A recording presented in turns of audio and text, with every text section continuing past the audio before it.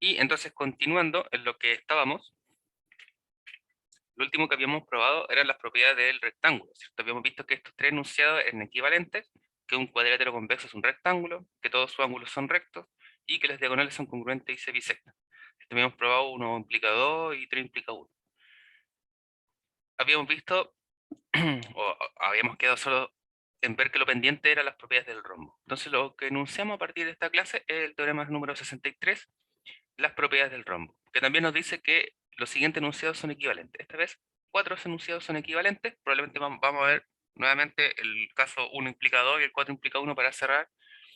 Y cierto, el resto, digamos, puede quedar como ejercicio. De todas maneras, se puede discutir rápidamente una viabilidad para probarlos. Entonces tenemos 1 implica 2, sería que un paralelogramo es un rombo, implica que las diagonales del paralelogramo bisectan los ángulos opuestos. 3, que las diagonales del paralelogramo son perpendiculares. Y 4, que dos lados adyacentes del paralelogramo son congruentes. Entonces vamos a ver 1 implica 2 y 4 implica 1. Es decir, vamos a asumir por hipótesis, ¿cierto?, que el paralelogramo que tenemos dado es un rombo. Y lo que queremos ver es que las diagonales del paralelogramo bisectan los ángulos opuestos, ¿cierto? Es decir, que a la vez estas diagonales son bisectrices, ¿cierto?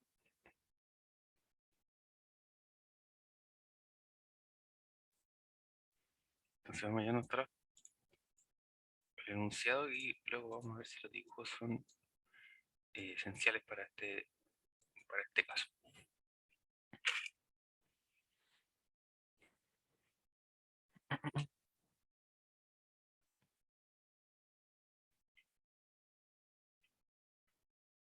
Entonces vamos a ver 1 implica 2, como dijimos.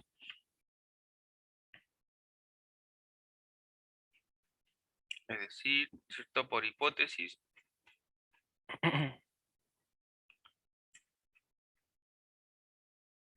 tenemos ABCD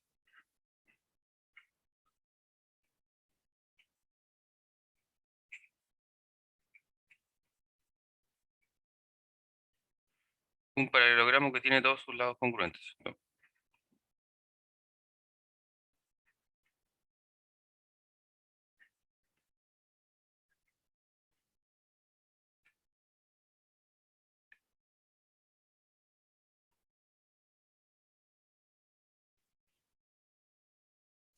Entonces, este es el caso.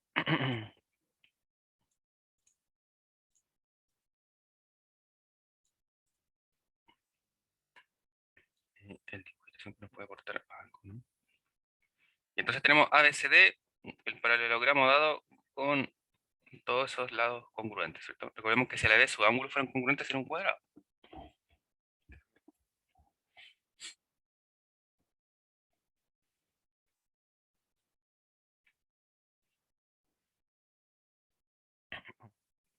Entonces en este caso, ¿cierto?, tenemos CA y BD, las respectivas diagonales. Como tenemos lados congruentes, ¿cierto?, podemos utilizar el axioma lado a lado a lado para probar que las diagonales en el rombo dividen nuestra figura en triángulos congruentes, ¿cierto? Entonces vamos a decir rápidamente eso, como DCB es congruente con DBA, por lado, lado, lado, de la misma manera tenemos que CDA es congruente con CBA, también por lado, lado, lado, utilizando los lados y utilizando la diagonal como lado común. Entonces de esto tenemos que todos los pares de ángulos homólogos son congruentes, ¿cierto? Respectivamente congruentes. Entonces de aquí, ¿qué es lo que podemos obtener? En total, que CDO es congruente con ODA, pensando ahí en el rombo de ahí arriba, que CBO congruente con ABO, que que DCO es congruente con BCO, que BAO es congruente con DAO.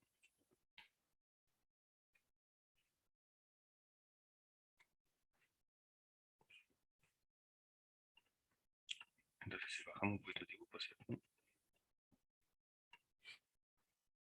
Entonces tenemos que CDO o CDB, ¿cierto? Y CDO, sabemos que por axioma de construcción del ángulo determinan el mismo ángulo, ¿cierto? Bueno, eso implícitamente ahí, como ya lo hemos utilizado en algunos quizzes, en varias propiedades que hemos probado en clase, ¿cierto? Tenemos que CDO y O de A, o al revés, ¿cierto? O A de O, son congruentes como respecto a ángulos, ¿cierto? Sabemos que el orden no nos implica mucho si en el momento del triángulo, ¿no? Por otro lado, tenemos que CBO y ABO también son congruentes, ¿cierto? Debido a los triángulos nuevamente. Tenemos que DCO y BCO también son congruentes. Por otro lado, tenemos que BAO y DAO también son congruentes, ¿cierto? Entonces, dado a que tenemos estos ángulos congruentes, tenemos que la diagonal, ¿cierto?, bisecta al ángulo.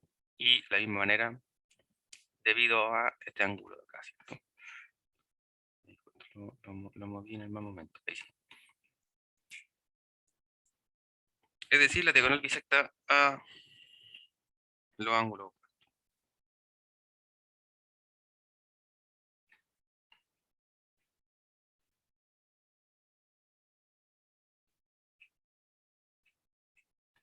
Por otro lado, queremos probar la propiedad o la equivalencia de 4 implica 1. Es decir, vamos a asumir que dos lados adyacentes del paralelogramo son congruentes y tenemos que ver que entonces el paralelogramo es un rombo. Es decir, tenemos que ver que en realidad todos los lados son congruentes. Entonces, nuevamente, por hipótesis, tenemos el paralelogramo, ¿cierto?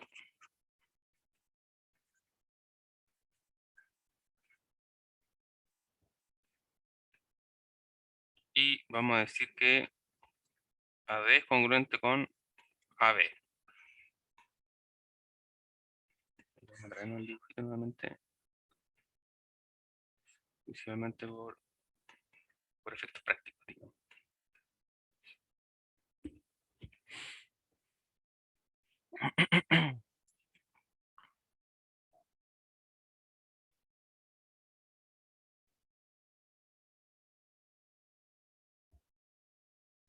Bueno, tenemos un paralelogramo, ¿cierto? Y si tenemos un paralelogramo, sabemos que sus lados opuestos son paralelos y congruentes.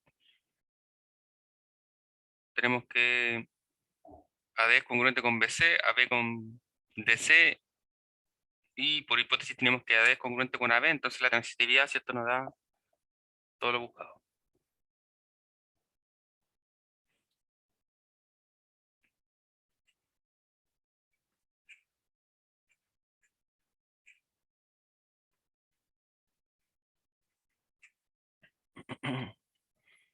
Entonces en este caso, AD con BC y AB con DC.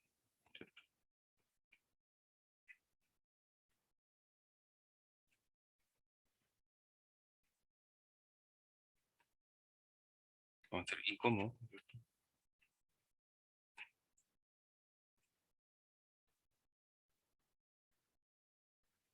Sabemos que la congruencia es una relación de equivalencia, ¿cierto?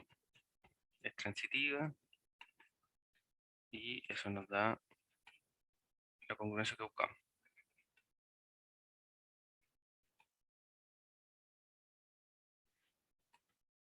Es decir, tenemos todos los lados congruentes, no así sus ángulos, por lo tanto, es un rombo por definición.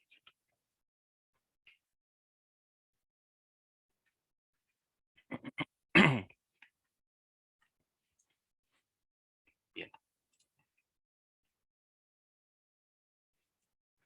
Bien, entonces estamos de acuerdo. El rombo es un paralelogramo. Las diagonales de este se bisectan los ángulos opuestos.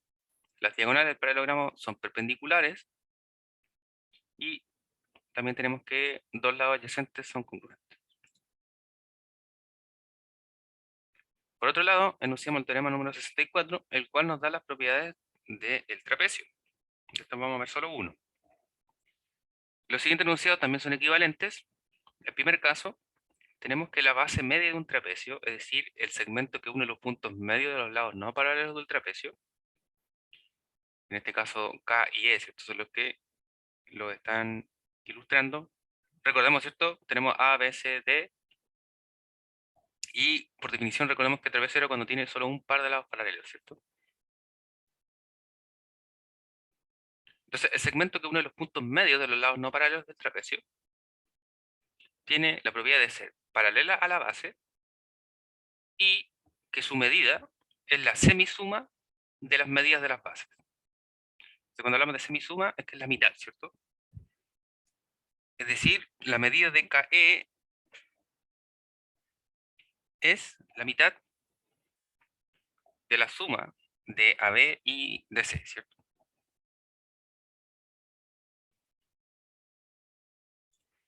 Por otro lado, tenemos dos enunciados también. Luego lo vamos a volver a considerar, ¿cierto? Vamos a poner uno.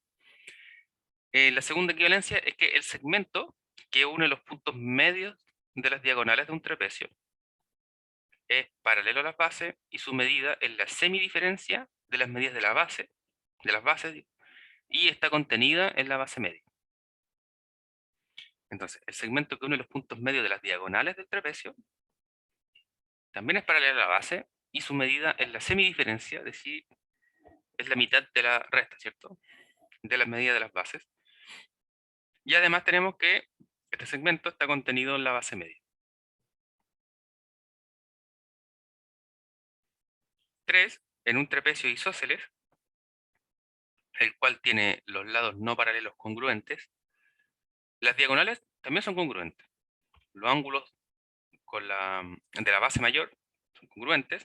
Cuando hablamos de base mayor, ¿cierto? Queremos decir el lado de la base de mayor medida, ¿no? Así de sencillo. Y los ángulos de la base menor son congruentes también. El punto de intersección de las diagonales, los puntos medios de las bases y el punto de intersección de las rectas que contienen los lados no paralelos están alineados. Y además las mediatrices de la base coinciden. Las medianas, ¿cierto? Entonces volvemos al enunciado número 1, nos llevamos.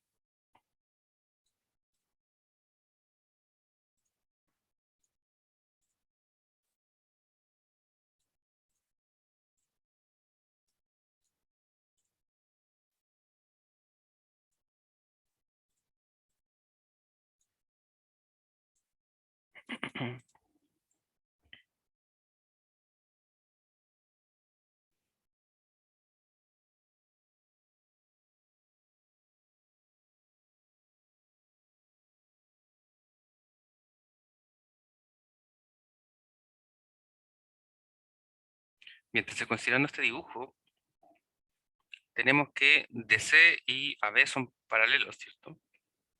Recordemos nuevamente que la figura es un trapecio, entonces tiene solo un par de lados paralelos. Podemos suponer, como en la imagen, de que AB y DC son los lados paralelos. Y que tenemos otros lados congruentes, ¿cierto? Es decir, K es punto medio de AD, E es punto medio de BC, ¿cierto? Y lo que queremos ver entonces es que el segmento que une los puntos medios de estos lados no paralelos del trapecio, tenemos que es paralelo a la base, y lo de la medida, ¿cierto?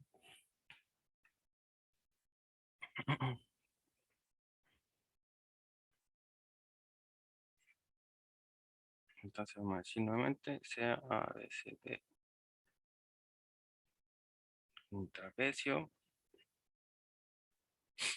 con DC paralelo con AB y Entonces, K punto medio de AD y punto medio de BC.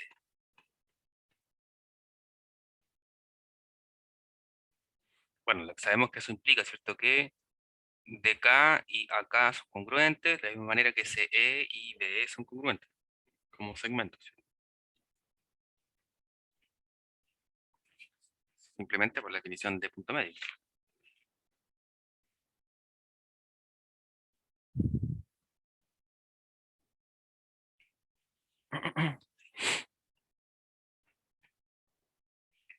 Bueno, sabemos que esa congruencia implica algo con respecto a las medidas, ¿cierto? Recordemos que dos segmentos son congruentes y solo si sus medidas son la misma. De todas maneras podemos colocar aquí de 1, ¿cierto? Tenemos que eso, y de 2, que sea congruente con EB.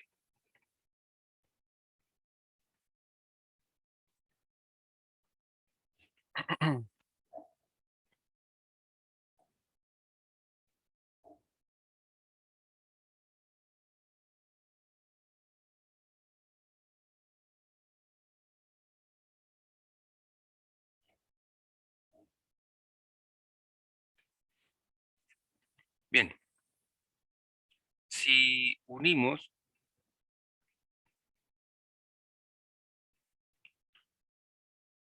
estos puntos medios, ¿cierto? D con E respecto a un segmento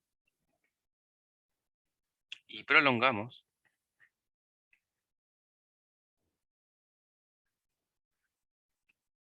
hasta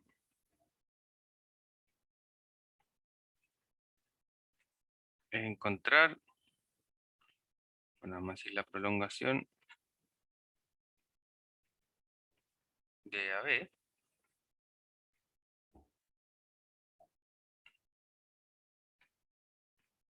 tal que B está entre A y F,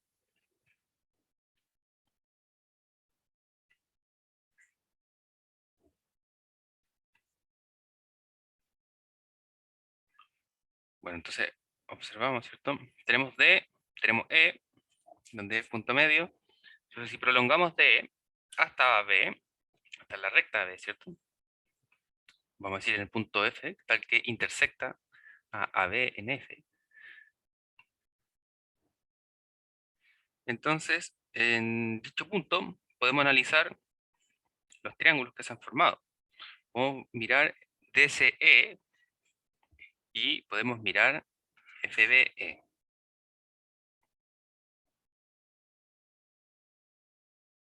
Entonces sabemos que tenemos que, porque es punto medio de CB, ¿cierto? Tenemos este lado respectivamente congruente. Tenemos puestos por el vértice, ¿cierto? Y como DC y AB son paralelos, ¿cierto? Por ángulos alterno e interno, tenemos que DCE y FBE son congruentes. Teorema 44, ¿cierto? Y cumplimos con ALA, ¿cierto? Es decir, podemos asegurar la congruencia de esos dos triángulos mediante lo que hemos señalado. Si vamos a decir eso, eh, bueno, ya mencionamos, ¿cierto? Verbalmente cuáles eran los datos, ¿cierto? Que nos aseguraban la congruencia. Vamos a decir DCE congruente con FBE por ALA, ¿cierto?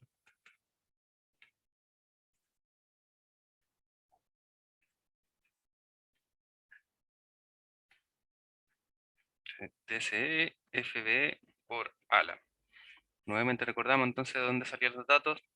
Tenemos que, opuestos por el vértice, tenemos que CE y EB por E ser un punto medio.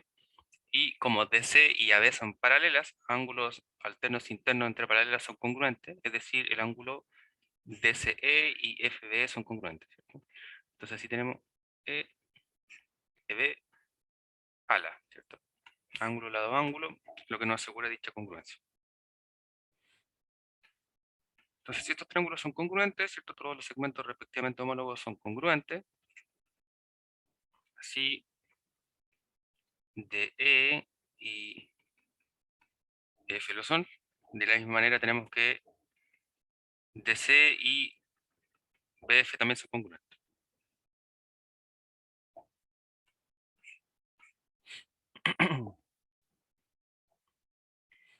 Ahora, si pensamos en el triángulo DAF, es decir, el triángulo formado, ¿cierto? Por esta prolongación Profe, construida ahí, ¿sí, Boris? entonces en el problema 2 del control 4, esa proposición es un sí solo sí, ¿cierto? La segunda. Claro, o sea, si tengo dos paralelas Ujú. y tengo dos secantes y una de las secantes pasa por el medio de la otra, entonces también dimidia a la otra que la tiro. A la otra, claro. Ya. Claro, porque estamos pensando que si se cumple en un trapecio, como en este caso, con mayor razón se va a cumplir en un paralelogramo, en una otra figura, ¿cierto? Porque Sí, ahí se construía un poco un trapecio de la manera al revés que ahora, ¿cierto? Porque ahora en el fondo armamos un triángulo claro. a través, ahí era un poco al revés. Sí, es que el problema del 4 de la guía Ujú. Claro, ahí sale. pasaba, claro, se- exactamente. yo De estuve, hecho, yo estuve harto rato ahí metido en eso y cuando caché que se podía demostrar, salía. ya entiendo, claro. Sí, de hecho, varios me preguntaron y cuando observé me parecía que la forma más rápida de poder sacar una propiedad justamente era utilizando el teorema del baricentro que habíamos visto, que te daba el tiro un tercio. El problema es que para utilizar eso había que construirse un paralelogramo, digamos, tal que la medida que nosotros Sí. queríamos determinar en realidad fuera la diagonal, ¿cierto?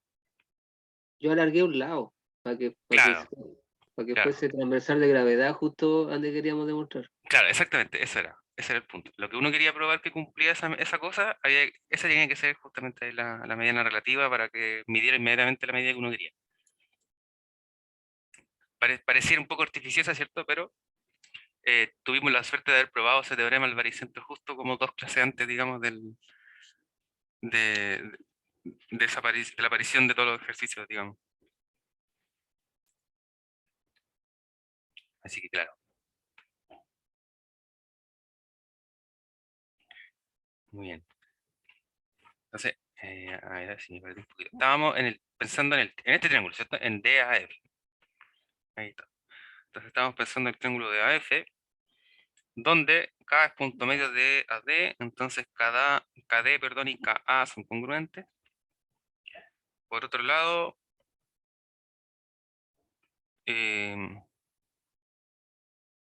teníamos la prolongación respecto de E, ¿cierto?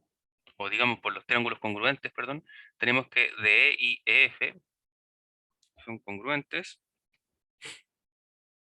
Y si ocurre eso,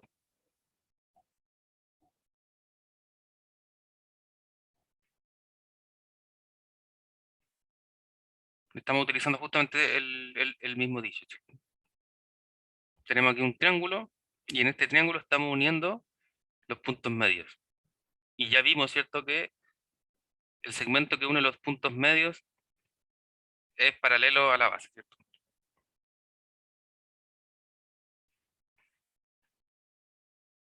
El de la paralela media, ¿cierto?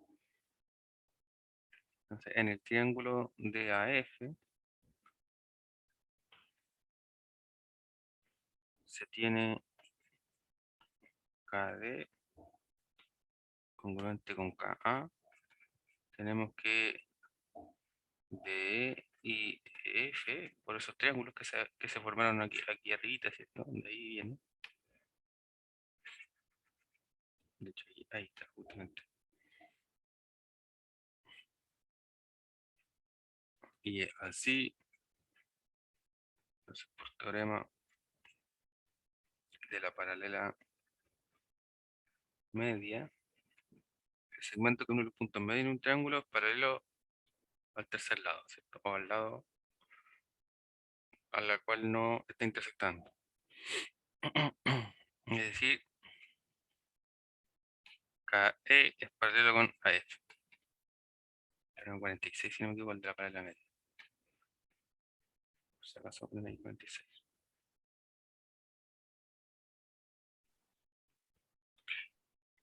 Y además tenemos que mide la mitad, ¿cierto?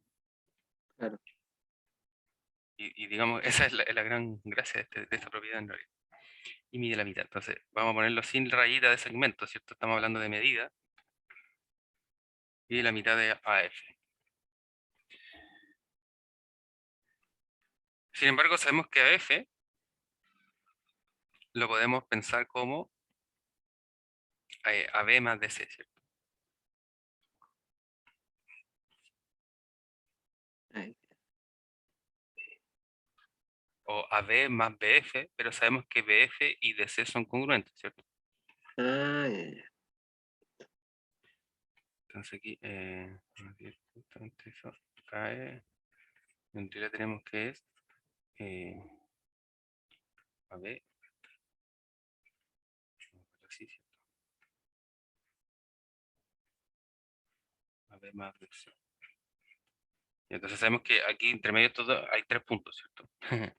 Y sabemos que esos 3 puntos lo que significan es que es AB más BF, pero BF es congruente con DC, ¿cierto? Y si dos segmentos son congruentes, entonces sus medidas son iguales y ahí uno reemplaza, ¿cierto? BF por DC y obtenemos lo que queremos ver.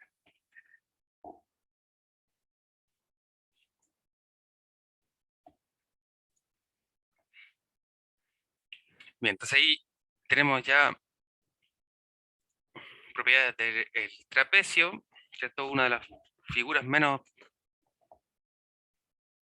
ricas en propiedades, por así decirlo, dentro de lo que hemos estado estudiando. Y con esto podemos dar por finalizado entonces el capítulo de los poligonales y polígonos. Poligonales y polígonos. Finalmente nos damos cuenta que también casi todo lo referente a este capítulo es útil para lo de triángulos, o viceversa, pensando en que la mayoría de los cuadriláteros lo estamos dividiendo, ¿cierto? Para estudiar a través de todas las propiedades.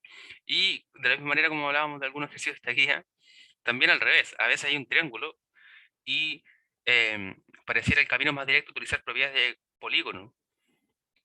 Entonces lo que uno hace es proyectar el triángulo, ¿cierto? O como reflejar el triángulo congruente, ¿cierto? A través de uno de sus lados y tener ahí un cuadrilátero para poder utilizar alguna de las propiedades que hemos visto en este capítulo.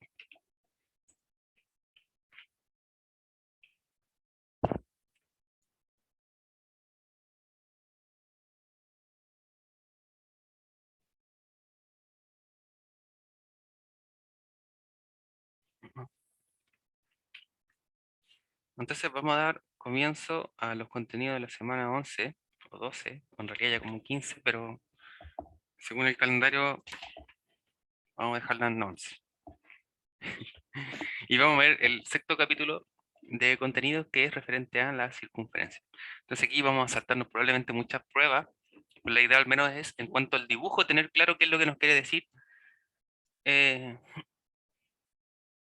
Y si queda, ¿cierto? Hay alguna salvedad que uno quisiese detenerse, siempre está el momento para poder discutirlo. Entonces, en primera instancia vamos a ver muchas definiciones hasta poder comenzar con los primeros teoremas que siempre tienen que ver acerca de la existencia, ¿cierto? Y cosas por el estilo. Por lo tanto, vamos a ver todas las definiciones referentes a hasta probar la existencia de la circunferencia de un punto. Entonces hacemos nuestra definición. Definición número 37 es la respectiva a circunferencia. La circunferencia se define como un conjunto de puntos o un lugar geométrico de los puntos del plano que equidistan de un punto fijo llamado centro. La distancia de cada punto al centro la llamaremos radio de la circunferencia. ¿Ya? Entonces, en pocas palabras, la circunferencia es el conjunto de todos los puntos que están a una misma distancia de un punto fijo llamado centro. Bueno, y el centro, ¿cierto? A ese punto fijo le vamos a llamar centro y, como bien dijimos, la distancia desde ese punto fijo, cualquier punto de la circunferencia, le llamaremos radio. Como notación, la circunferencia en el plano pi y de centro O y de radio R la vamos a denotar por C de circunferencia de centro O, radio R. Entonces aquí ese C le podemos poner un subíndice si queremos hablar de muchas circunferencias distintas, ¿cierto? C sub 1, C sub 2, ¿cierto? Para hablar de distintas circunferencias. Tener en cuenta cuál es el centro y cuál es el radio. O sea, aquí de la manera más arbitraria, según la definición anterior, vamos a tener que la circunferencia del plano pi, de centro O y de radio R, ¿cierto? Lo tenemos de esa manera, que en la notación de conjuntos, ¿cierto? Es equivalente a lo que hemos dicho anteriormente. Entonces, tenemos que X está en el plano, OX es R, es decir, la distancia desde el origen a cualquier punto es el radio, donde O y X, ¿cierto? Pertenecen al mismo plano. Entonces, ¿quién es X? X son los puntos de la circunferencia, ¿cierto? Entonces, la circunferencia de centro O y radio R son todos los puntos, ¿cierto? Todos los X en el plano, tales que la distancia del centro a X es R, donde los dos pertenecen al mismo plano, ¿ya? Entonces, aquí estamos diciendo que ¿quiénes son los puntos que pertenecen a la circunferencia? Los X, que cumplen esta condición, ¿cierto? De que su distancia respecto al origen es siempre la misma que llamamos radio. Como sucedió con la recta en el plano, que dividió el plano en dos regiones disjuntas, en semiplanos, lo mismo sucede con la circunferencia, la cual nos divide el plano en dos regiones. Una de ellas la llamamos el interior y la otra exterior de la circunferencia. Ahí, ¿cierto? No queda mucha magia en decir cuál es cuál. Sin embargo, por efecto de notación, de todas maneras vamos a especificar la definición número 38. Dice que el conjunto de los puntos del plano de la circunferencia, tales que su distancia al centro es menor que el radio, es el interior de la circunferencia. Nuevamente recordemos, ¿cierto?, que cuando la distancia es igual al radio, esos puntos son la circunferencia, ¿cierto? Por lo tanto, si es menor va a estar adentro, que es lo que nosotros sabemos como interior de circunferencia, ¿cierto? Si pensamos en un dibujo, los puntos que están adentro son los interiores, los que están afuera es como obvio, ¿cierto? Por definición. Pero en el lenguaje correspondiente, o bien en la notación, nos vamos a referir al interior de la circunferencia, centro O y radio R, que denotaremos como int, ¿cierto? De la circunferencia, centro O y radio R. Son todos los puntos en el plano nuevamente, tales que la distancia del origen a los puntos de circunferencia son menores que R.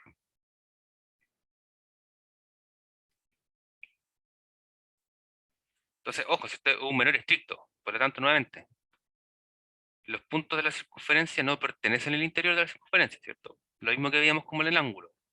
Recordemos que en el ángulo AOB, el interior del ángulo AOB, ¿cierto? Era la intersección de los semiplanos de borde, bla, bla, bla, bla, bla, ¿cierto? Recordemos que cuando estábamos hablando de eso, la recta o las semirectas que me definen el ángulo no pertenecen al interior del ángulo. Incluso yendo más atrás, ¿cierto? La recta que me divide el plano en dos semiplanos tampoco pertenece a ninguno de los dos semiplanos, ¿cierto? Recordemos que la recta me divide en conjuntos disjuntos, es decir, la intersección entre los dos semiplanos es vacía. En otras palabras, quiere decir que el axioma de separación del plano me dividía en tres conjuntos, esto que era en la recta misma y en el semiplano, digamos, de arriba y el de abajo. Bueno, acá menos lo mismo, ¿cierto?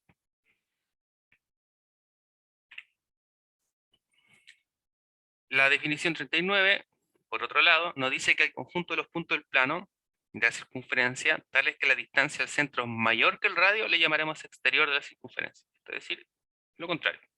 Como notación, nos vamos a referir entonces al exterior de la circunferencia de centro y radio R, que notaremos x de la notación.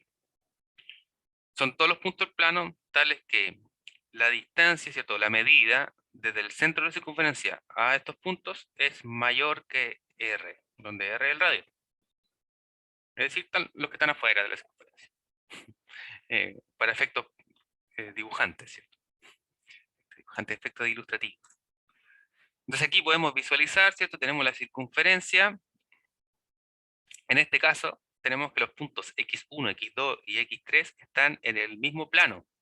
¿Cierto? Estamos pensando todo en el mismo plano, donde está inscrita esa circunferencia centro y radio R. Entonces podemos notar acá que en el x1, ¿cierto? El más cerca del centro, vamos a pensar en O, el centro.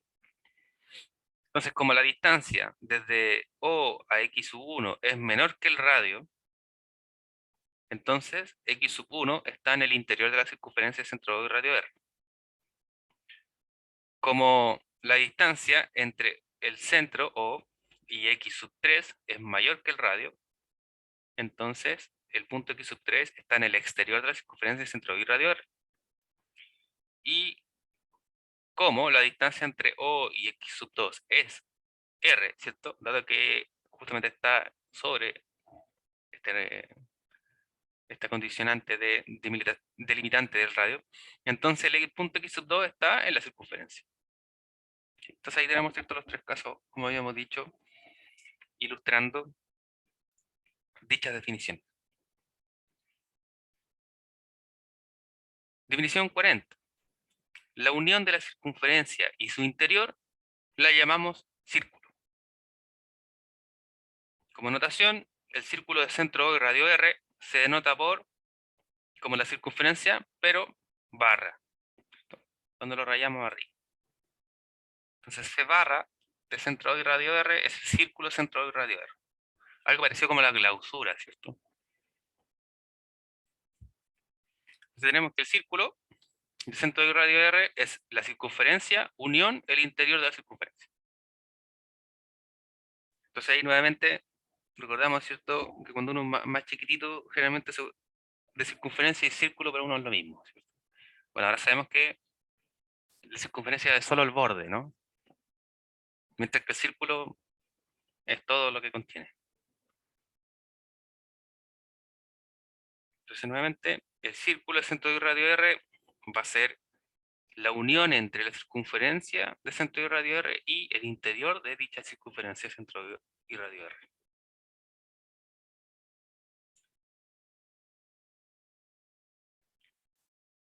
La definición 41 nos dice que nos vamos a referir como cuerda al segmento cuyos extremos son puntos diferentes de la circunferencia. Cuando el centro de una circunferencia es un punto interior de la cuerda, entonces a la cuerda la llamamos cuerda diametral y a su medida la vamos a llamar diámetro. Por la definición de la circunferencia podemos concluir que el diámetro es 2 veces el radio. Entonces la cuerda, vamos a tratar de dibujar una aquí. Ahí queda un poco extraña esta circunferencia.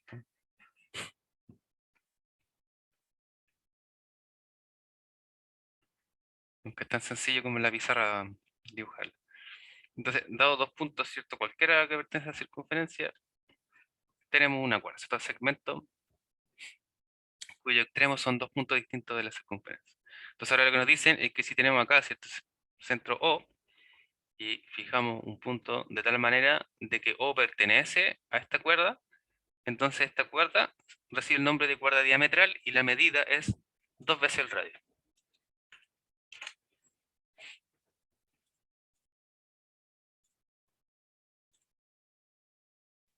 Definición 42. La recta que intercepta la circunferencia en al menos dos puntos distintos le llamaremos secante. Entonces la secante es la generalización, ¿cierto?, del caso anterior. Antes estamos pensando solo en el segmento que une dos puntos de la circunferencia. Oye, me están quedando horribles estas circunferencias.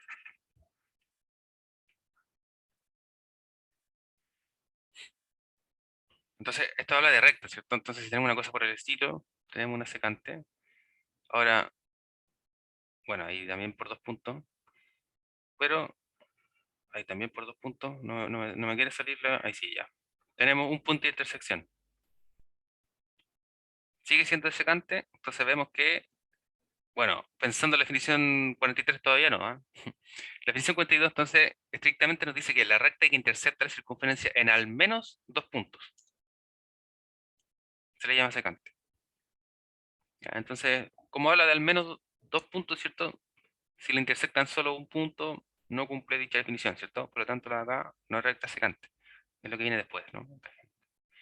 Ahora la pregunta es, eh, ¿existe una recta que pueda interceptar una circunferencia en más de 2 puntos? No el círculo, ¿cierto? La circunferencia. Y estamos hablando de recta, en el plano, ¿cierto? Pensando euclidianamente.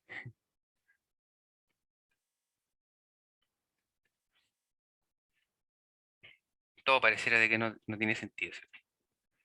¿Qué dice Por Boris? todo por todo lo que hemos visto del ramo, yo apostaría que no. Yo apostaría que no, ¿cierto? Bueno, más adelante veremos que si una recta intercepta una circunferencia, lo hace a lo sumo en 2 puntos distintos, justamente. Es decir, máximo en 2 puntos, ¿cierto? Si la cruza completamente. Bien, la definición 43 nos da el otro caso. Si una recta en el plano, que también pertenece a la que pertenece a la circunferencia, la intercepta en un único punto, entonces diremos que la recta es tangente a la circunferencia. Al punto de contacto entre la recta y la circunferencia se le llama punto de tangencia.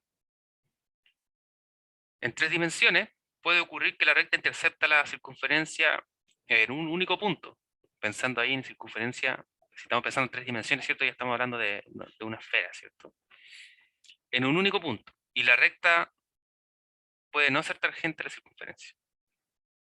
¿Ya? Entonces la definición 43 nos dice que si tenemos que una recta intercepta en un único punto la circunferencia, le vamos a llamar recta tangente a la circunferencia. Y la observación de acá, entonces nos dice, en 3 dimensiones puede ocurrir que la recta intercepte la circunferencia en un único punto y que ella no sea tangente a la circunferencia. Para eso, ¿cierto? Tenemos que ampliar nuestra imaginación un poquito. Ahí vamos a hacer una clara idea nomás, o de generalización. Bueno, nosotros ahora definimos, ¿cierto?, la circunferencia, centro de radio R, ¿cierto?, para lo que estamos hablando. Generalmente, la notación más universal es denotar por la letra S, es por esfera, ¿cierto? Por sphere en inglés, en realidad, por notación. Y sin agregarle a nada del radio y cosas por el estilo, pensando en la generalización de una esfera de centro, da lo mismo, y radio 1. ¿Por qué? Porque generalmente cualquier cosa que uno la normaliza, cuando hablamos de normalizar algo, es cuando tengo, por ejemplo, el radio que mide X, ¿cierto? Y si yo esta medida la divido por la norma de X, ¿cierto? Me daría que el radio en realidad es 1. En realidad, ¿qué significa? Que yo puedo ver proporcionalmente una circunferencia de radio 1, una circunferencia de radio, lo que yo quiera, ¿cierto? Me da lo mismo eso. Sabemos que va a ser lo mismo, va a ser proporcional si multiplico por R cualquier medida unitaria. Entonces la esfera, cuando uno quiere trabajar con cualquier esfera, o con un círculo en este caso, uno lo que hace es ver el caso más fácil, que sería la circunferencia de radio 1. Y todos los resultados que usted obtenga ahí, ¿cierto? Después de manera proporcional los multiplica por lo que usted quiera, en este caso el radio, ¿cierto? Ahí definido a través de una norma. Cuando hablo de norma, ¿cierto? Estoy generalizando el concepto de distancia. Entonces, en la esfera 2 dimensional es lo que estamos viendo nosotros. Y eso se conoce como S1. S1 en realidad es el círculo. Ahora, ¿cuál es la definición de esta cosa en realidad? Estrictamente hablando, S1 sería Esa todos es los la que definen en trigonometría, mención en claro, álgebra. claro, claro. En realidad aquí, exactamente en álgebra. De hecho, uno define Sn, ¿cierto? Sn, que son todos los puntos de Rn+1, tal que, y ahí tiene que ver con lo de la norma, ¿cierto? Entonces, pucha, si x está en R+1, x es como un vector, ¿cierto? De dimensión n+1. Entonces, en realidad, x es x1, bla, bla, bla, hasta x n+1, ¿cierto? Y Y lo que tiene ahí es que al cuadrado de esta cosa, bla, bla, bla, bla, bla, tiene que dar 1, ¿cierto? Que es la ecuación de la circunferencia. Recordemos que si yo tengo xy, si x cuadrado más y cuadrado de 1 es una circunferencia, ¿cierto?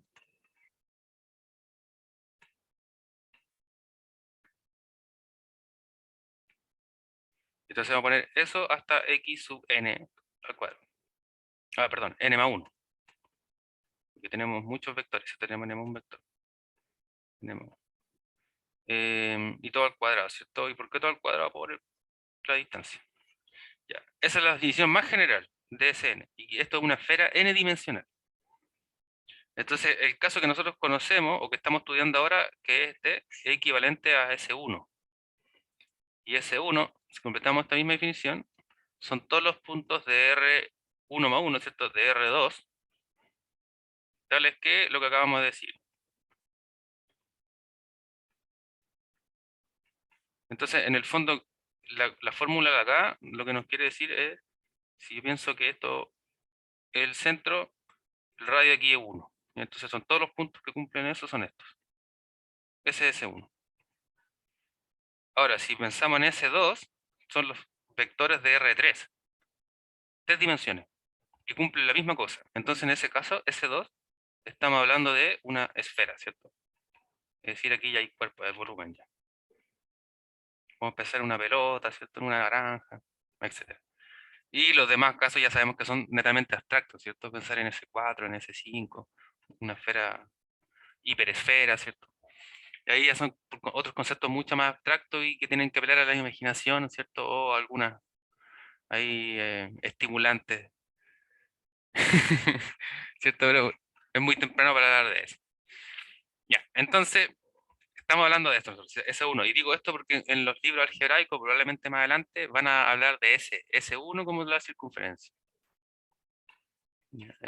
Hablar de lo mismo, solamente que la definición netamente aquí respecto de distancia, ¿cierto?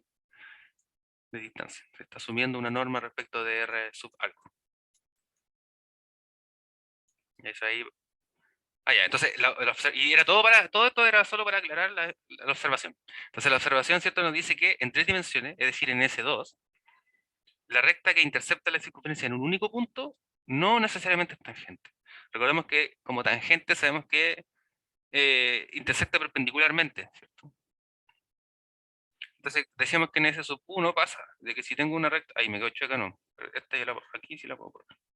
Ya, que queda en un punto, nos dice que es tangente.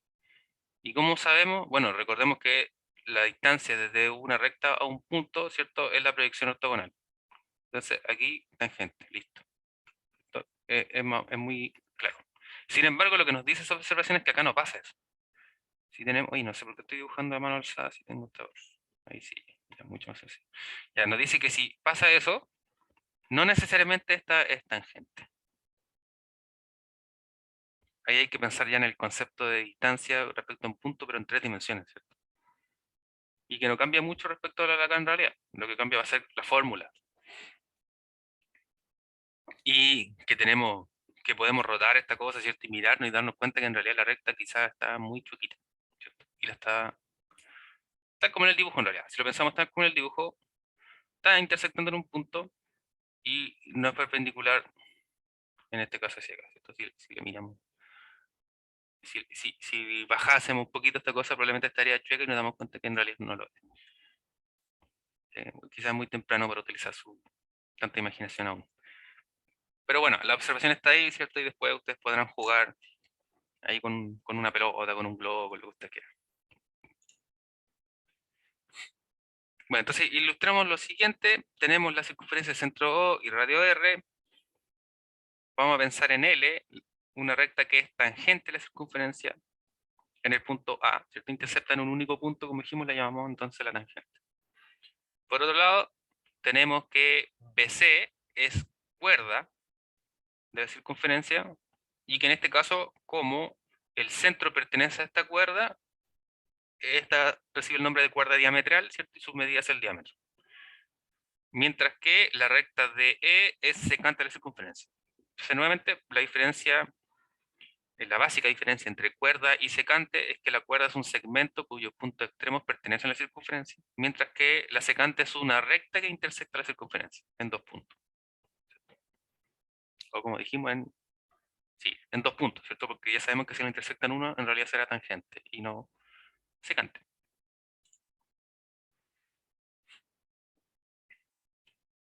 Definición 43. Hemos hecho muchas definiciones todavía, si no hemos probado nada, pero pronto verá, vamos a probar de que la circunferencia existe. Vamos a probar que la circunferencia existe, ¿cierto? Para que me crean de que no estamos hablando de algo inventado. Definición 43. Dado dos puntos distintos en una circunferencia, entonces la circunferencia queda dividida en dos conjuntos, a los cuales llamaremos arcos. Entonces, dado dos puntos en la circunferencia, podemos dividir esta circunferencia en arcos, los trazos de la circunferencia. Notación. Si los puntos son A y B, respecto a la definición anterior, los arcos serán AMB y ANB, ¿cierto? Los cuales vamos a denotar como AMB, arco de circunferencia, ANB, arco de circunferencia. ¿Ya? Entonces aquí ojo que este no es el white hat, ¿cierto? Que utilizamos para el ángulo. Que a veces uno está escribiendo rápido, apurado, ¿cierto? El ángulo y uno lo escribe y parece cualquier cosa. Bueno, y me incluyo, ¿no? Entonces aquí, ahora, desde ahora en adelante vamos a tener que tener más cuidado respecto a eso. Y la observación número uno, por así decirlo, es que la definición anterior nos dice que dados dos puntos distintos en una circunferencia, nos divide en arcos. Sin embargo, notamos, ¿cierto?, que la denotación de arco, perdón, no contempla solo los dos puntos que lo dividen, ¿cierto? Y eso es por una razón obvia. Si A y B me dividen a la circunferencia en dos arcos, si yo denoto con AB el arco de acá, el arco de abajo, ¿cómo lo denoto? También como AB, ¿cierto? Y es por eso que es necesario un tercer punto, ¿ya? Y eso para tenerlo muy en consideración. Entonces, si no, vamos a denotar a los dos arcos de la misma manera, ¿cierto? Y ahí, obviamente, será toda confusión. Como la cuerda AB está asociada a cada uno de estos arcos, que es lo que decimos, ¿cierto? Entonces decimos que el arco AMB o AND está subtendido por la cuerda AB, o que la cuerda AB subtiende al arco AMB. Entonces, nuevamente, como A y B, ¿cierto? Son los puntos que me dividen la circunferencia en estos dos arcos, AB, el segmento AB, subtiende a dichos arcos. Entonces la cuerda AB subtiende al arco AMB o AND en este caso. A los puntos A y B se les llama los extremos del arco, y si al arco le quitamos los extremos, a este nuevo conjunto lo llamamos el interior del arco, y como ya es habitual lo denotaremos int de el arco AMB.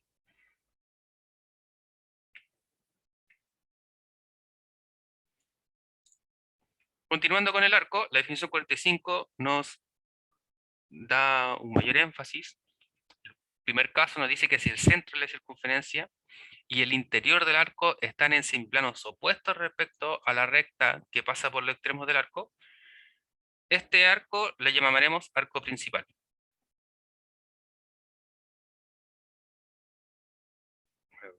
Después ven un dibujo, ¿cierto?, en el que ilustra todo eso. Entonces, si el centro de circunferencia y el interior del arco están en semiplanos opuestos respecto de la recta que pasa por los extremos del arco, a este lo llamamos arco principal. Si el centro de circunferencia y el interior del arco están en el mismo semiplano, lo llamaremos arco no principal. Y si la recta que pasa por los extremos del arco también pasa por el centro de circunferencia, entonces decimos que los dos arcos son principales.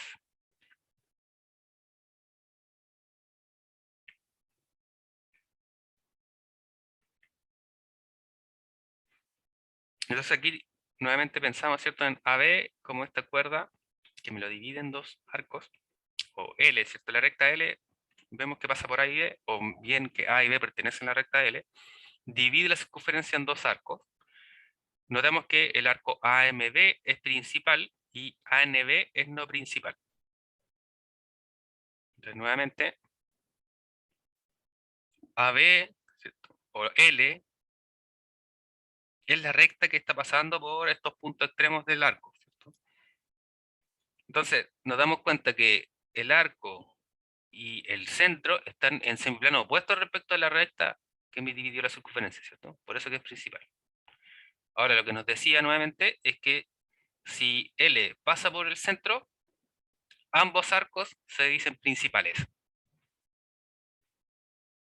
que era el tercer caso ahí de la definición anterior. Como nota, observe que para cada arco principal corresponde un y solo un arco no principal y recíprocamente. También observe que la unión del arco principal y el no principal es la circunferencia. Porque bien, como dijimos, el arco contiene los puntos extremos, ¿cierto? Del arco. De hecho, la intersección entre los dos arcos es justamente A y D, ¿cierto? Como puntos.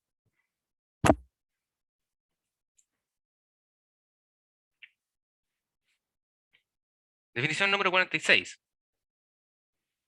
El ángulo central, o bien el ángulo del centro, es un ángulo cuyo vértice es el centro de la circunferencia y es coplanar con la circunferencia. El ángulo AOB es un ángulo del centro. En este caso, diríamos que AOB intercepta el arco principal AB y el arco principal AB subtiende al ángulo AOB.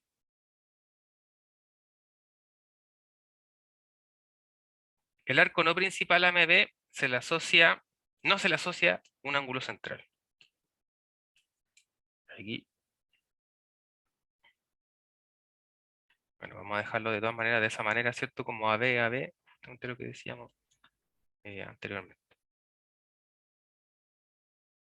Entonces, el ángulo del centro es un ángulo cuyo vértice, ¿cierto? Es el centro de la circunferencia.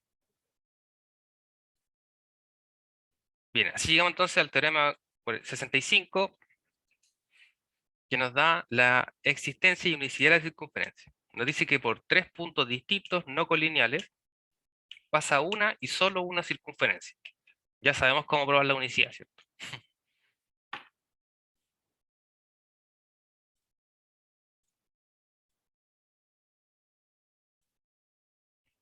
Ah, queda aquí lleno de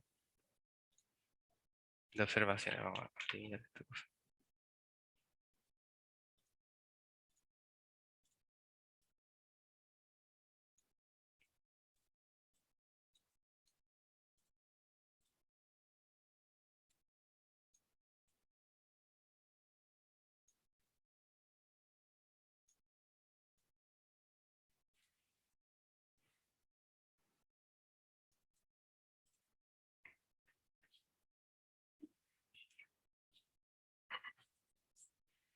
Bien, entonces la primera parte es netamente constructiva. Entonces la hipótesis es que tenemos tres puntos distintos y no colineales. Entonces vamos a decir sea A, B y C.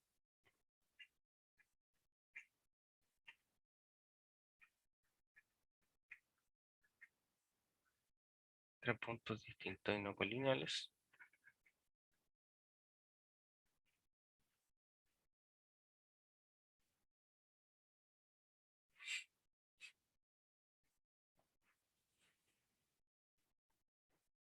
Bien, entonces vamos a decir que M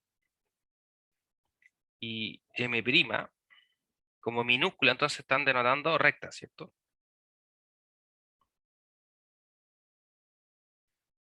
Estas van a ser las mediatrices de los lados AC y AB. Mediatrices de AC y de AB respectivamente. Entonces, ojo, porque no estamos dibujando un triángulo todavía, ¿cierto? Solo estamos uniendo a B y a C. Entonces tenemos A, B y C, A, B, A, C, y decir que M es la mediatriz relativa, ¿cierto? En este caso, y lo mismo con M', respecto de un punto.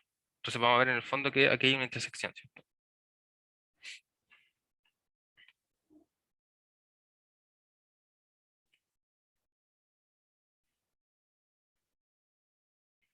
Entonces, por corolario 13, existe un único punto de intersección entre estos dos mediatrices.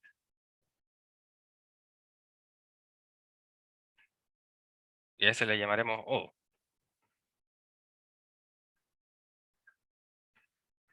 Entonces existe un único punto, vamos a llamarlo O, a la intersección entre M y M'.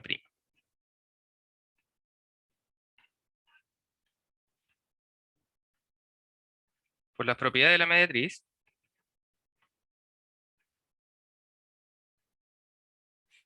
de la mediatriz,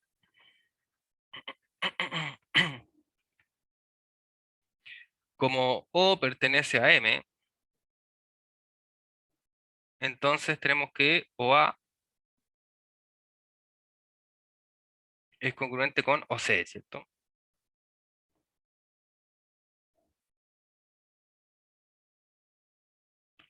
Como O también pertenece a M', tenemos que OA y OB. Así tenemos que OA, OB y OC miden la misma cosa. Entonces, propiedades de mediatriz.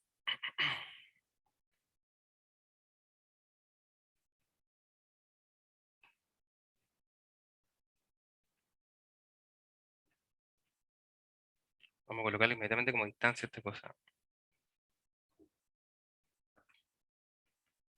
Mismo con O en M'.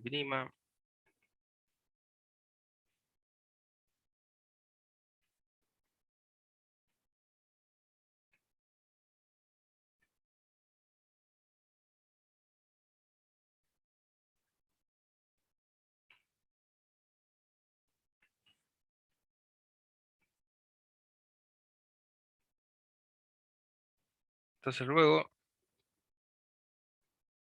decimos que O es el centro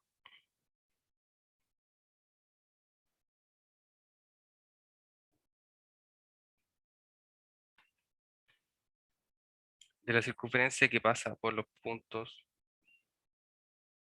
A, B y C. Y le llamamos, ¿cierto? Circunferencia, centro y radio.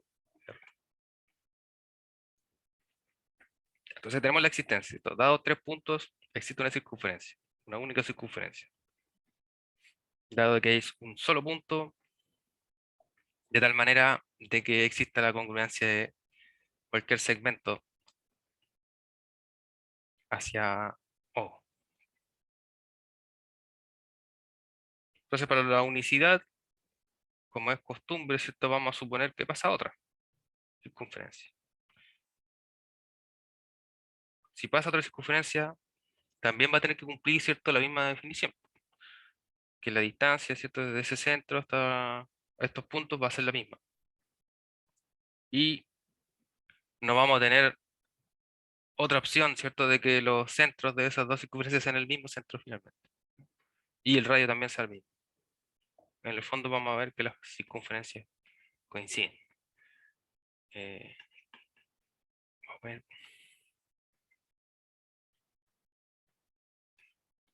Existencia.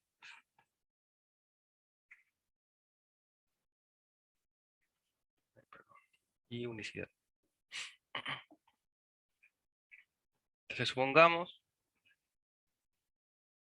que por los puntos A, B y C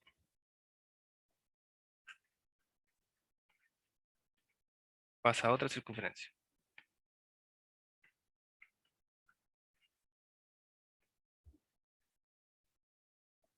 Vamos a llamarla de centro O' y radio R'.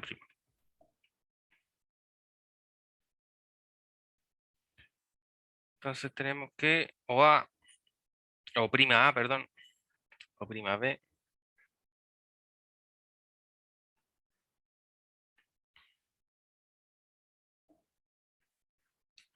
y nos devolvemos de la demostración anterior en el fondo. Propiedades de la mediatriz.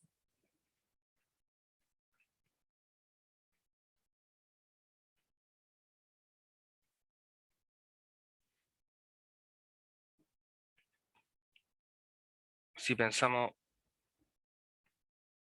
el centro de esta nueva circunferencia cumple lo mismo que el anterior, ¿cierto?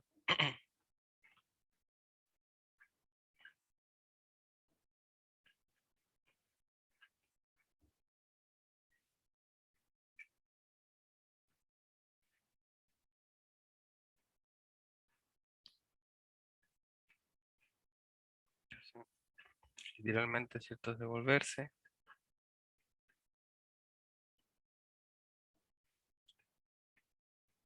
Este es O', ¿cierto? Y lo que nosotros habíamos probado anteriormente, ¿cierto? Era que O era el único punto, ¿cierto? Que verificaba esta propiedad. Entonces, el teorema 1, ¿cierto? El que nos dice que la intersección es única, o es un único punto, ¿cierto? Por lo tanto, O coincide con O'. Y si eso ocurre, entonces las distancias son las mismas. Por lo tanto, R también coincide con R', o en la misma medida, en este caso es igual, ¿cierto? R y R', como son medidas, son iguales. Y así se concluye entonces que la circunferencia de centro y radio es lo mismo que la circunferencia de centro' y radio R'.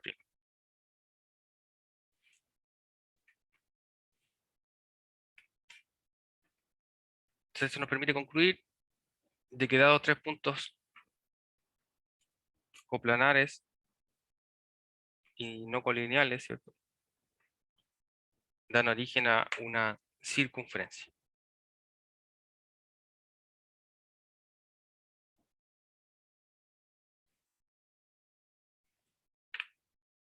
Bien. Bueno, vamos a ver hasta ahí. Luego nos queda el teorema 66.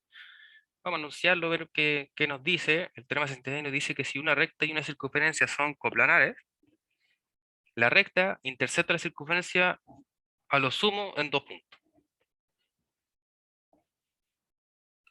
Entonces, como bien dijimos, ¿cierto? Lo que había quedado como intuición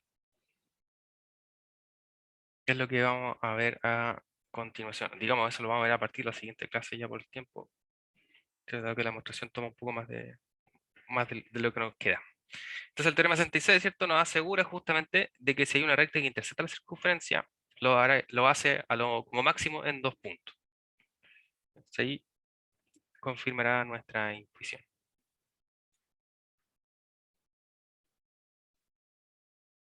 Bueno, chicos, no sé si queda alguna duda de lo que hemos visto, de lo que va quedando.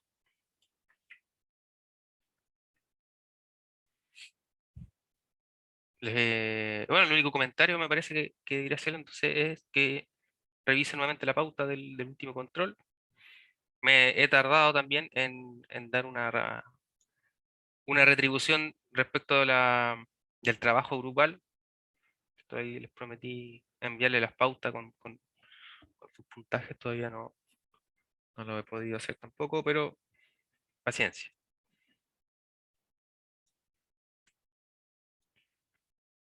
Profe, ¿Sí? por calendario igual sale que la otra semana hay el taller 2.